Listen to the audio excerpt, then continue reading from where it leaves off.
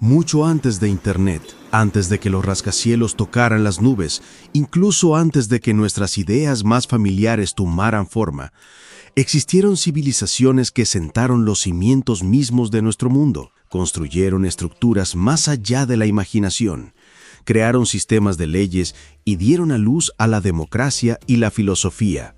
En este video viajaremos en el tiempo para explorar las tres grandes cunas de la civilización occidental: la majestuosidad de Egipto, la sabiduría de Grecia y el poder de Roma. Comencemos por la más antigua de todas, a orillas del Nilo. Hace unos 5000 años, la tierra a lo largo del Nilo era un reino dividido.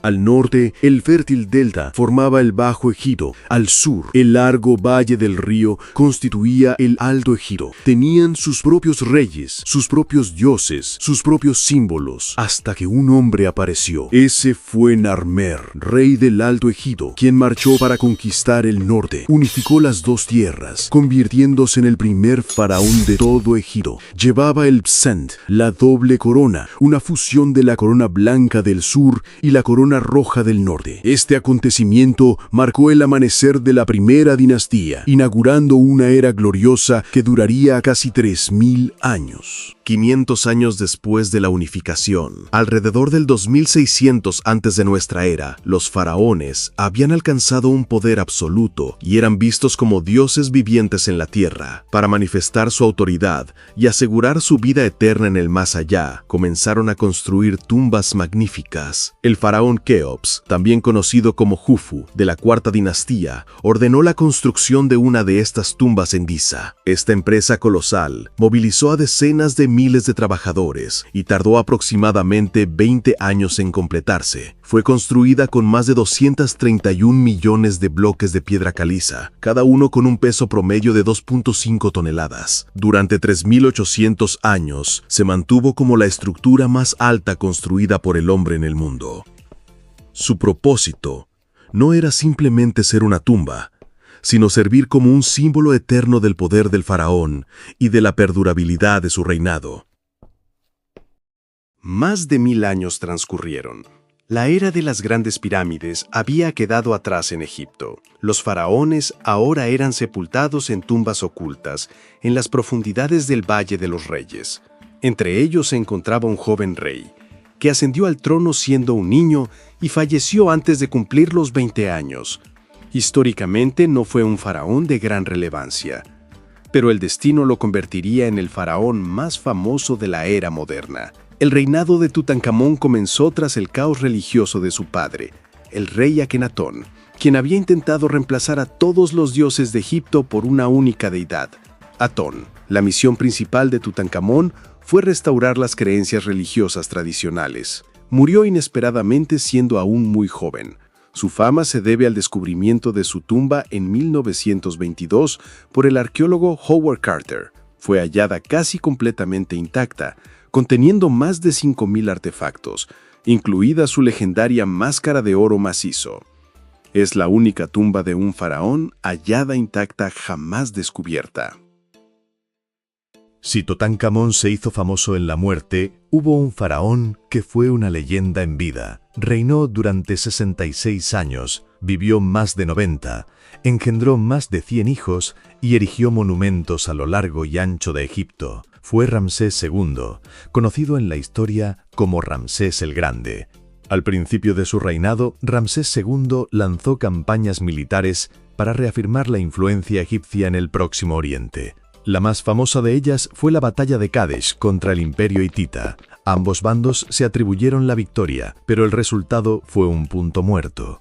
Más importante aún, condujo al primer tratado de paz registrado en la historia entre dos grandes imperios. Fue también un constructor de una ambición sin parangón, construyendo o expandiendo incontables templos. El más magnífico es el complejo de templos de Abu Simbel, con una fachada de 4 estatuas colosales del propio faraón, sentado en su trono. Su reinado es considerado el último y glorioso apogeo del Reino Nuevo de Egipto. Mientras la civilización de Egipto envejecía, una nueva surgía en el norte del Mediterráneo. Eran los griegos, un conjunto de ciudades-estado independientes sumidas en frecuentes conflictos. Sin embargo, cada 4 años deponían las armas para unirse en celebración de los dioses y de la forma humana. Los primeros Juegos Olímpicos registrados se celebraron en Olimpia, en honor al dios Zeus. Atletas de todos los rincones del mundo griego se reunían para competir en pruebas como la carrera, la lucha, el lanzamiento de disco y de jabalina. Durante los Juegos se declaraba una tregua olímpica que garantizaba un salvoconducto para todos los atletas y espectadores. El premio del vencedor no era dinero, sino una simple corona de olivo, el símbolo supremo de la gloria. Hacia el 700 antes de nuestra era, las tierras de Grecia se habían vuelto infértiles e incapaces de sostener a una población en aumento. Así que los griegos hicieron lo que mejor sabían hacer. Se lanzaron al mar. No buscaban construir un imperio, sino encontrar nuevos hogares. Las ciudades-estado griegas iniciaron una gran era de colonización. Fundaron nuevas ciudades, polis, a lo largo de las costas del Mediterráneo y del Mar Negro, desde la actual España y Francia, hasta el sur de Italia y el norte de África. Estas colonias eran políticamente independientes, pero mantenían fuertes lazos culturales, religiosos y comerciales con su ciudad madre. Esta expansión difundió la cultura, la lengua y el pensamiento griegos por todo el mundo antiguo. En el año 507 antes de nuestra era, en Atenas, una de las ciudades-estado más poderosas, tuvo lugar una revolución política. Dio a luz a una idea que cambiaría el mundo, que el pueblo mismo debía ostentar el poder de gobernar.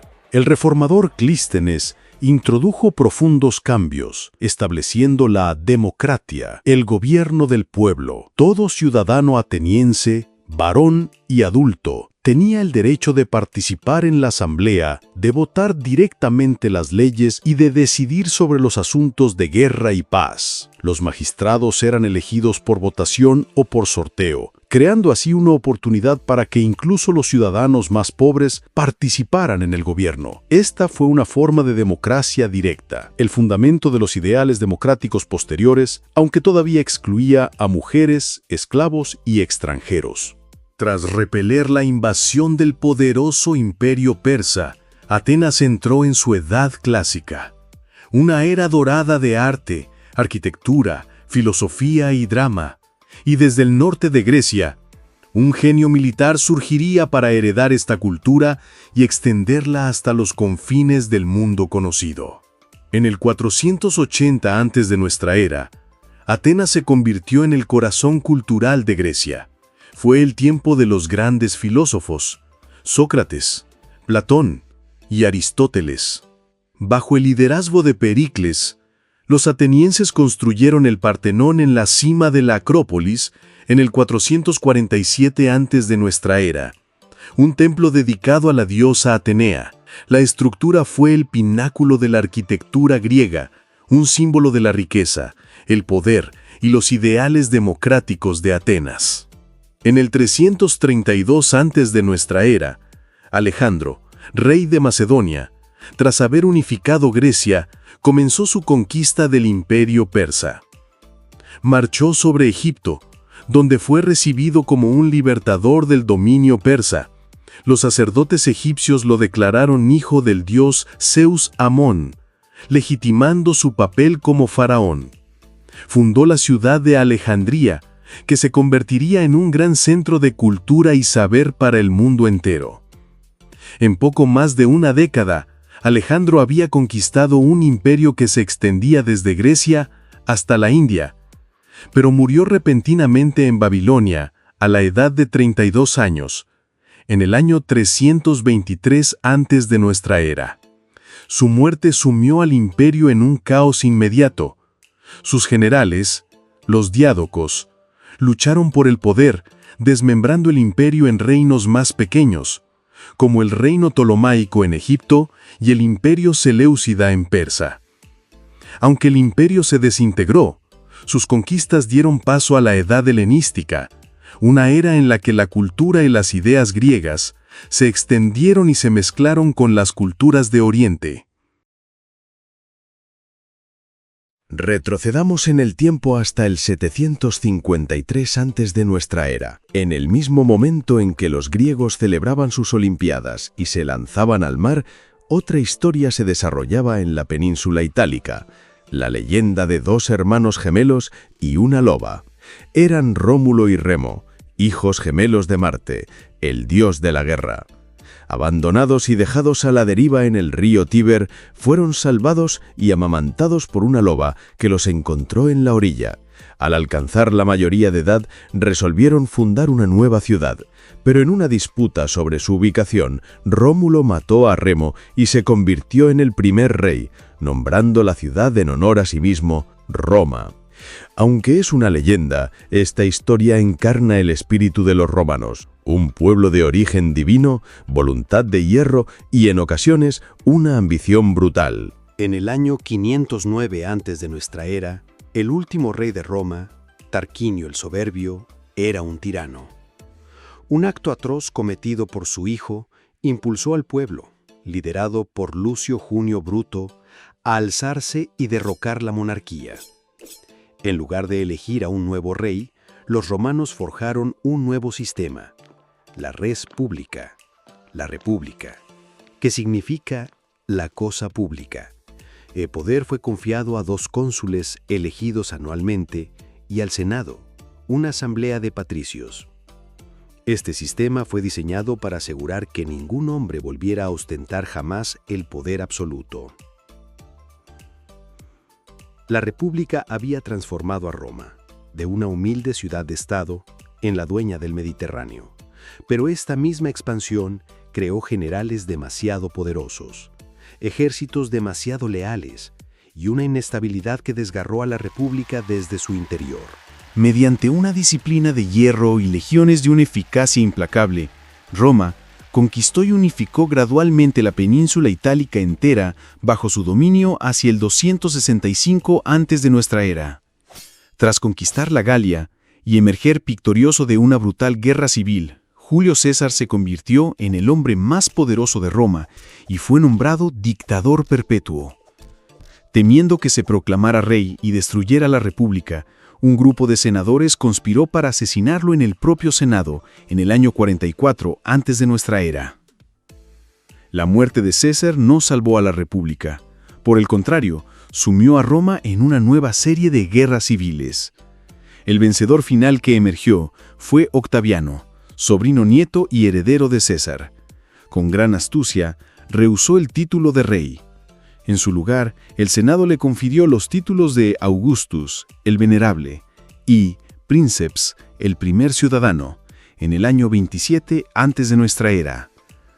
De nombre, la República perduró, pero en la realidad, Augusto ostentaba todo el poder, convirtiéndose en el primer emperador romano e inaugurando la era del imperio y la Pax Romana, la paz romana.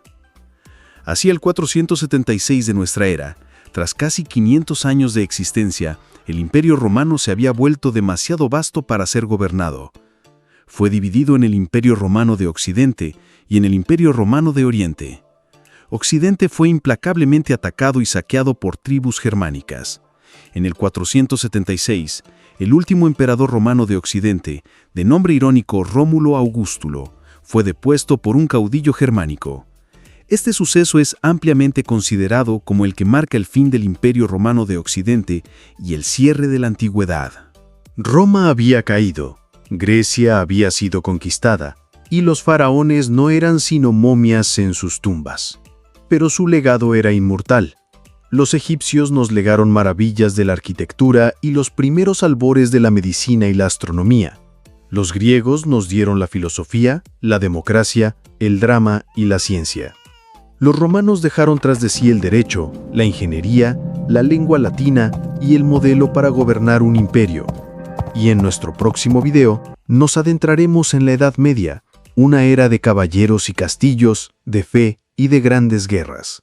Nuestro viaje comenzará en el mismísimo final del Imperio Romano en el siglo V y se extenderá por 1000 años hasta que las primeras naves cruzaron el océano para encontrar un nuevo mundo en el siglo XV.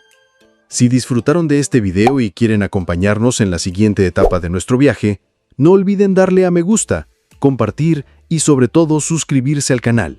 Es totalmente gratis, pero nos da una motivación enorme para continuar creando videos de mayor calidad. Gracias por haber visto hasta el final. Nos vemos en el video sobre la Edad Media.